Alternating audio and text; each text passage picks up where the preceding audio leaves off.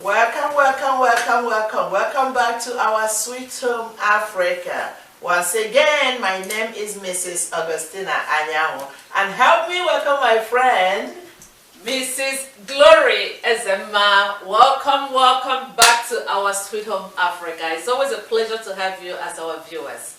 All right, today again, we have a great topic. All right, so our topic today is actually, I'll just start with a little introduction before I nail it down. Okay. Let's hear you. Exactly. We'll talk about community organizations. We have so many community organizations in diaspora. Yes. From America to London, from London to Canada, from Canada to South Africa, from South Africa to Australia. You name it. Wherever Africans are scattered, they have community organizations. So, our topic today is, are these community organizations a blessing to us or are they a curse to us? So that's what my friend and I will look into today. You know, let's weigh the pros and the cons, because it's always good to belong and be part of a community. But you have to understand what the purpose of that organization is and the community, organizations that we have. And their missions. I know we addressed mission statements and everything before. But let's look into what is going on and see, like I said, if it's a blessing or a curse to us. So my dear friend, without much ado, once again, so you've seen that we have so many community organizations. Yes, of which, we belong to some of them. Exactly. And the purpose of these organizations, to my understanding, is to bring unity. Yes, to know each other. Exactly, bring unity in the community. And then to bring our children together. You got it. And also see what we can do in terms of helping people at home to be able to pull resources together to help rebuild Africa. But I have understood, I mean, from being part of some of these organizations and then from hearing all that has been going on in terms of conflict upon conflict upon conflict, and then leadership, and there's always friction. So I don't know what is causing all these problems. So let's look into it a little bit and then see what we can advise in terms of how we can get along, because we've come from far away. So for us to come from far away and start having so much conflict in these organizations actually is draining both our energy and our finances. So my friend, once again, have you heard about all these conflicts that are going on in all these community organizations that we have all over the world? Yeah, if I say I have not heard, I'm not saying the actual truth. Yes, I've been involved in some of them because I'm part of some organizations too. So I have witnessed some, and at the same time, the issue now is what can we do? Is there anything we can tell, our brethren, so that as we join these organizations, first of all, like we addressed the last time, we have to know their mission statement. We have to know why that organization is formed. Don't join it because your friend or somebody asked you to come and get it. You have to make sure that whatever they ask, what that particular organization stands for, is in alignment to what you want to see at the end of the day. That's true. And looking at what is going on now, like you said, some of them, like the ones I was part of, was to be able to know each other. At the same time, bring our children. Some of us want our children to speak our dialect. Exactly. So some of us want our children to know our culture. Some of us want our children to intermarry. Some of us just want our children to continue the legacy when we leave. Because some of us might go back to where we come from. That's true. And then we don't want our children to get lost in a system like that. So once they know, okay, this is what daddy and mommy used to do, and this is what, with them coming, so we'll be able to look back and say, oh yes, we left a good legacy. But unfortunately, I don't know if it's too much education, I don't know if it's because some of these organizations are like 2 or 3 states joined together. So I think then eventually they start fighting each other because they don't have a common, they don't have that common goal. So what you came to join because maybe you saw them doing a party and you like what they're doing, but you don't know their mission statement. So eventually it become a curse. Actually, one of my kids, like I mentioned the last time, maybe stated that, oh, mommy, today this one is our uncle. Tomorrow this uncle is writing this and that about our daddy. Is writing something like this. How can somebody like this be our daddy? Is it true our daddy did this? So by then you just like it become a shock. Then you either get out of that meeting or then you start your own group as to be able to, you know, to do anything to deserve that meeting or just start going to court. That's the worst part of it. You know, they go take each other to court. They hire lawyers, so literally they hire lawyers because of organizations that are supposed to put us together, to bring everybody together, to bring, and unfortunately again, we don't even take our children to the meetings. All these organizations, we leave our children at home because we know that maybe our behavior there might not portray who we actually are or what we want our children to see. So we don't take them to all those meetings. So there's no way they can see what is going on those organizations. There is no way they will be part of it and have an input in what is going on. So that has been a nightmare to me, and it's a little bit scary. So I don't know what else, how you're going to advise our people to let their yeah be yeah and no be no, so that we can follow that whatever the mission statement is in anything we are doing. So over to you. So I think. Thank you so much, my friend. Well, as usual, I always like your advice. All right, there's something that you pointed out, because I know some people that have watched our previous episodes, I think you've had us say about mission statements in terms of joining. Exactly. We told people that if you want to pick an organization, make sure that you have read their mission statement and make sure that it's in line with your own mission statement, so that all of you will be traveling in the same direction. But if you join a meeting, like we said, though it's a community organization, but if you're not part of what they want to do, it's okay. You can even come from that place, but it doesn't mean that you have to join if you don't like what they're doing. I mean, their mission is not your mission, because everyone have different mission. Everyone have different calling. I'll just use this simple analysis.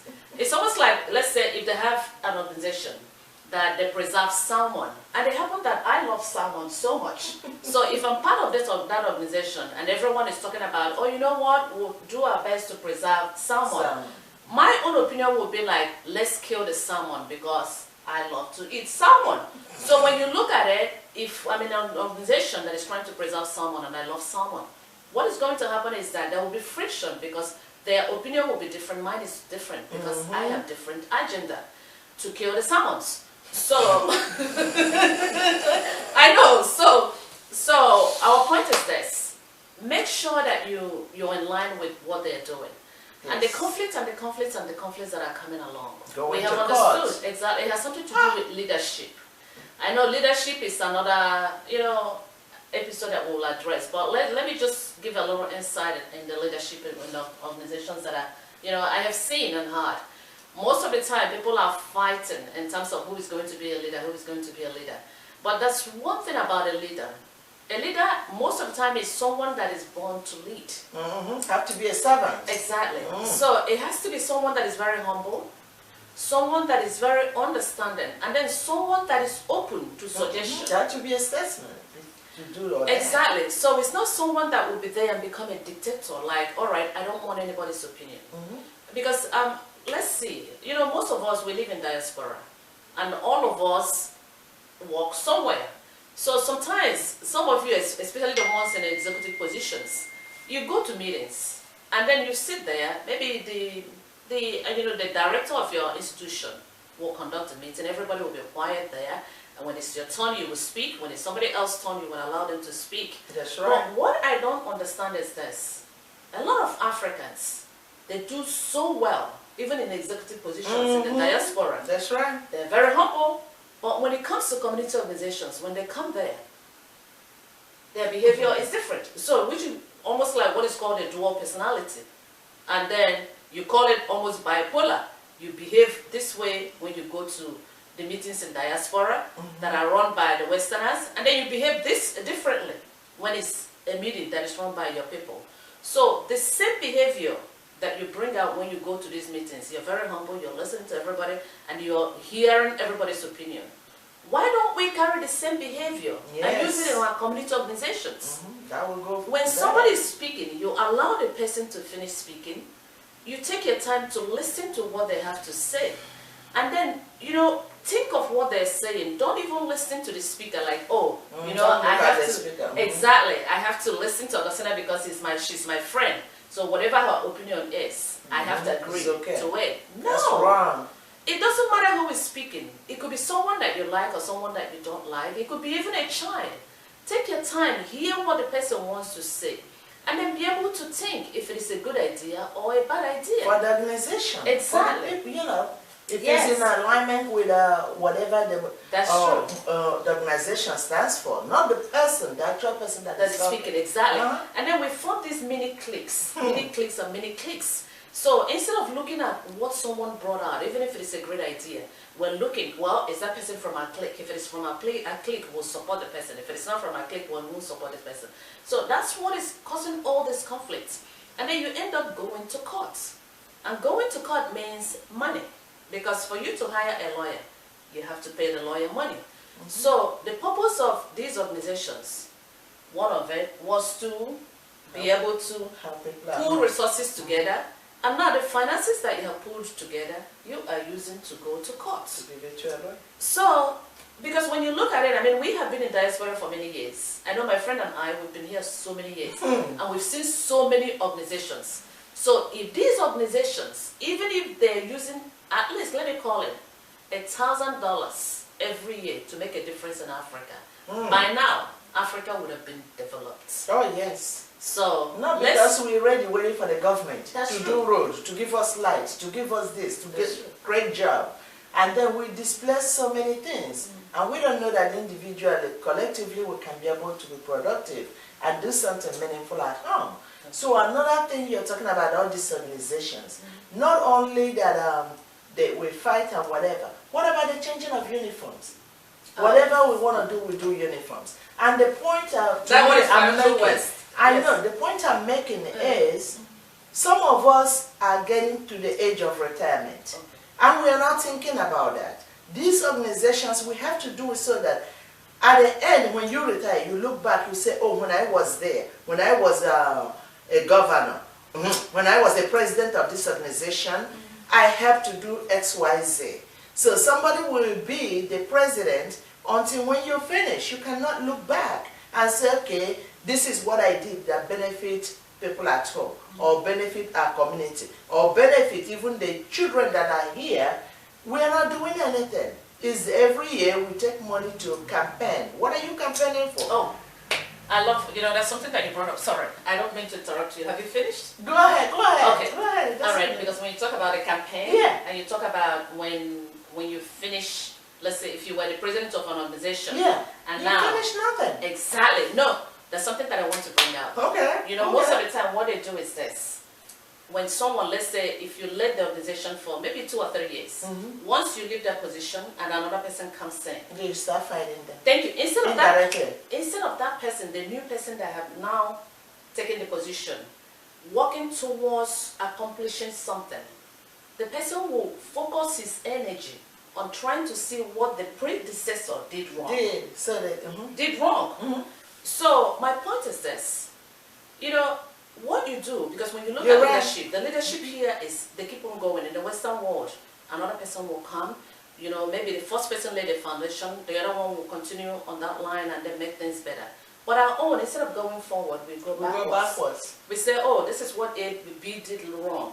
This is what C did wrong. So you waste your first year looking at problem, and you waste your second year trying to solve the problem. And then it's time for you to and you have not even brought out what you want to do yourself. Idea.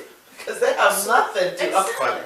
They just want to get that person out. That's all. So please, my people, we have so much to do here. There's so much to offer. Actually, we are really confusing ourselves in terms of these problems and this problem. We have so much that we don't have time to start fighting each other.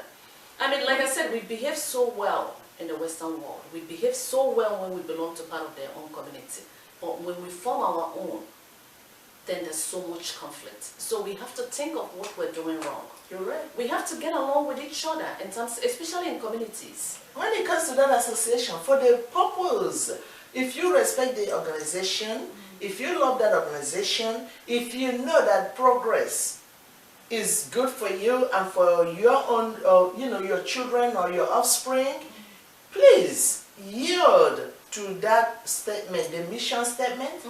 Try to yield that to that. Try to respect the organization. Try to respect what it stands for. Don't worry about who are sitting at the executive table. Don't worry about that. Just do whatever you can to build that organization up. Do whatever you can to build whoever is the leader, to support the leader, so that if there is any project that is mentioned or they want to do, please don't kill it. Let it keep on going, because we are bigger. Africa don't even have a house. Nigeria don't have. There's no part of Africa will say, okay, this is what they have achieved from doing X, Y, Z. And we are bigger than that. We work so hard. We pay whatever dues. So let's put it into something meaningful, something useful, so that when our children see it, you call them, we're having a yearly whatever, we are celebrating. They will be comfortably sit there and say, okay, this is what I'm giving. They don't see nothing, so we don't blame them if they don't come out and join that organization. We cannot do that to our own children. We have to do something so that at the end, they will say, oh, okay, this is what our parents did. Maybe we got to rebuild it, maybe we have to expand on that, so that they can be able to have a sense of belonging. Please, my people, I don't know what else you got to tell my friend. Our people, we just have to do something to bring these children to know exactly, to have that sense of belonging. I know some of them give them our traditional names. That's not enough. They want to have that sense of belonging that we have. We cannot deny them that right. Yes. And actually you've said it all, but at the same time, let me just add this. We applaud the ones that are doing well, because when we say this, it doesn't mean that all the community organizations are not doing well.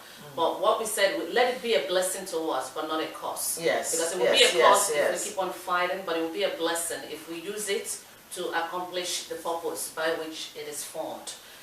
So on that note, there's something that you pointed out. I know this is a little bit longer episode in terms of uniform and uniform and uniform. Yes. We addressed financial waste, we address men's financial waste, we address women's financial waste. But let's look at it a little bit more in terms of organizations. Yes, we're getting towards the end of the year. December is coming. And we know in Africa they celebrate Christmas and they celebrate, a lot of holidays during the Christmas. You're right. So when you look in the diaspora now, almost all churches, all organizations, they're getting ready for Christmas. And that's right. To them, in the Western world, Christmas means it's time for gifts, time to give people, time to give the poor, time to give your friends and families gifts. All right, so we are Africans. Since we're in diaspora and we're doing as much as we can to behave like them, why don't we, at this time, start putting things together in these community organizations and make an impact this Christmas?